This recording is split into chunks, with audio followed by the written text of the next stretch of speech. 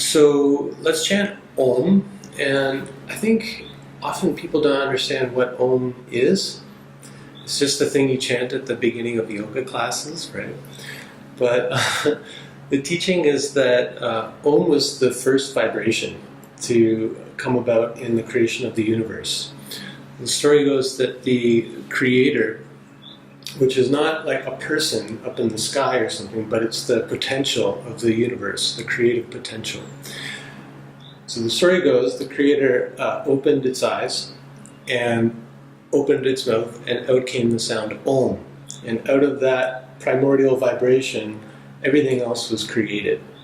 So the idea is that when we chant Om, it includes everything. Om represents the totality, the wholeness of the cosmos. Mm-hmm. So it's a way to remember that we are always connected to that.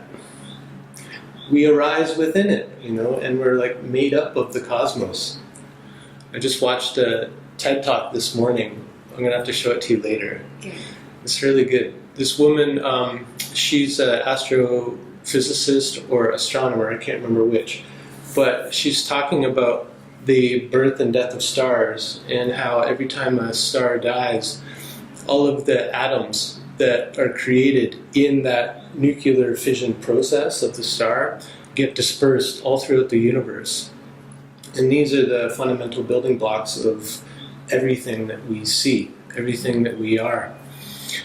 Which is pretty amazing to think that a couple billion years ago, a star died, dispersed all of its matter, and somehow that all combined to create the earth and everything else that grows out of the earth, including us.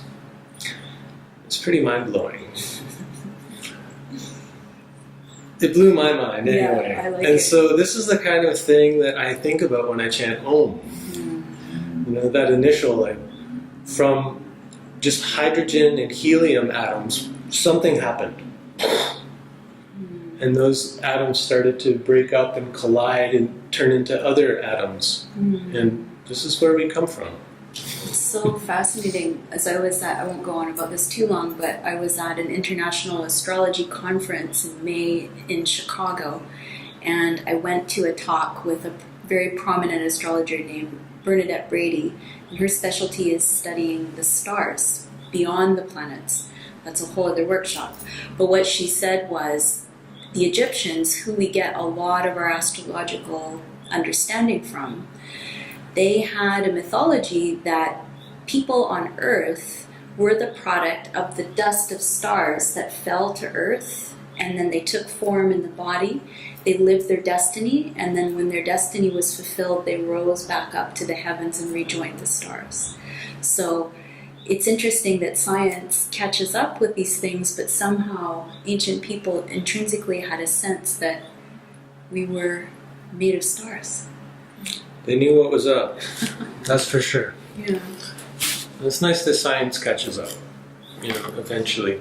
But, science allows for only one miracle, and that's the Big Bang, how it all started. Everything else, it's through observation and measurement, except for this one thing. And they go, okay, something happened. We don't quite know what, and we can't figure it out, but we'll allow for one miracle. And so that's what Om is the miracle of creation.